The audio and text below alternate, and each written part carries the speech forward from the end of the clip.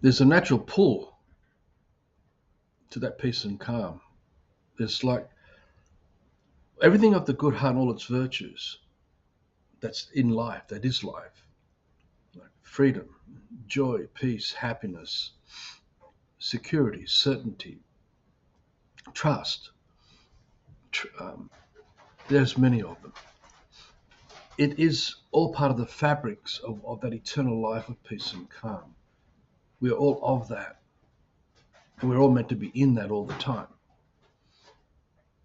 But the fractures, these emotions, where we're told through the intentions of others, because that's what all fractures are. They're just the intentions of others with their effect to form us into how they want us to be, how we should show up, how we should behave, etc. The invalidation that starts from so young, where the peace and calm is being shattered, where those fractures are operating in the makeup of how we are seeing life. We think we don't have joy, that we don't have love, that we don't feel that we're loved, we don't feel that we have that true happiness, we don't think we have that true security, that certainty. And then through the system and through all the scripts that we take in, that's from everything that's been explained to us, books and movies and films and school and billboards, advertising and marketing, etc. It's relentless. iPods, iPads, internet, computers. It's staggering, the digital world, and just how much is explaining.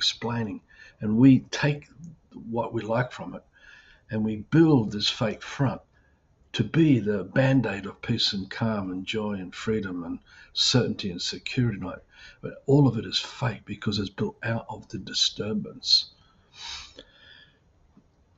So we grow up and we work for freedom and we work for truth and we labor for security. So we want food on the table, we want a roof over our heads, we want to have the success of being seen to be a good citizen and be someone who's fully responsible for our lives. But you can't do that in the system of all this distortion, because that's not fully responsible. Because what's happening here, all the while, all these fractures and disturbance are coming at us. It is the occultists, it's the men and women behind Freemasonry of the highest levels who journeyed across the seas to all the lands where all the tribes and villages of our great ancestors were, living in this paradise of peace and calm. Because that's what nature is, that real peace and calm. And the disturbances has formed these changes into now got to labor for money, fiction. I need to work to get a house built out of fiction so I can live in that house and give myself security and certainty to get food in, to go to the shops and buy all these things. Now the whole system is built out of this distortion. It ain't real. If we're brought up in the real one, everything's available to us in the here and now, naturally through the food forest, through nature. And as we need to eat, it's already there for us, and our body will get what it needs because we know what our body's telling us that we should be eating for optimum health and all that. But now we're in the band-aids of health. We want optimum health through band-aids derived from distortions, where sickness and disease, or the fear of sickness and disease and trying to avoid sickness and disease, is what compels us and acquiesce to accept not just Big Pharma, but then all the, in speech marks, the alternative health movement as well. And yet the disturbances continues to spread. Now, in the Ulysses model in the previous video, Ulysses on the mast, he's tied to the focus and the discipline. He's being the sun that shines, where he wants to look at the truth of everything because he doesn't want to carry all this stuff in him. He doesn't want the sirens ingrained in him. He doesn't want to have his vessel dragged onto the island and be shipwrecked to be that living dead man. So when we are Ulysses in this analogy, we're looking through discernment, through scrutiny, contemplation. With vigilance, we're looking at how we are formulating band-aid fake fronts that give us the idea that I'm happy, that I'm confident, that I'm successful, that I'm good, that I'm seen by others to be okay. And this goes on and on. There are many of these. But these band-aid fake fronts are all built out of the disturbance of all those fractures. And that's still percolating in the cauldron of this chaos, of confusion. And it's so easy to touch the button of someone who's formulated another fake front, to see all that disturbance coming out. All the fires of hell are coming out of the fake front of these band-aids, because they're not at peace. They don't have real calm because they weren't allowed to naturally have it. Because we're already got it, we're already built with all of that, and it's naturally there if we allow it to accept that in the here and now. So the Ulysses and the Odyssey, with the community on the vessel of his mates heading home, is all about facing the devil, looking at all the repressions, all the depressions, all the suppressions, everything that's percolating underneath, and stripping away the fake band-aids so we can just let it all go. So that the real man, who we really are, is in that living here and now, peace and calm, where the real freedom and joy is not manufactured through scripts. We are naturally already being that. It's happening. And it exudes through creativity as we are part of that dream of life. We're part of the real big picture of the dream of life. And our role playing in that, it's all undefined. It's natural. And we will aspire through whatever stimulation that nature offers for us to express through creativity. So we are those bees in the hive, which is the village or the community, we are the ants to the colony, or the birds to the flock, etc., etc. And that natural creativity lives for the greater good because we are fully responsible, because we love life. We truly do love life. We love family, we love community, we love village. And so we sunshine all the time. We never turn the rays off. So we're living, our whole life is for the greater good of the village. And in taking care of the village, and each of us doing that, the whole village is taking care of all of us. But we're all living in true freedom. We all have space. No, we're not underneath each other. There's no cult there in that way. And each of us is fully responsible because we're in the presence of moral correctness. Not that exists as moral correctness, because it's a natural thing that we already built with. But we know never to cross the line, to take advantage of, use or abuse or manipulate or lie or harm others in any way, mislead or whatever. We just don't mislead.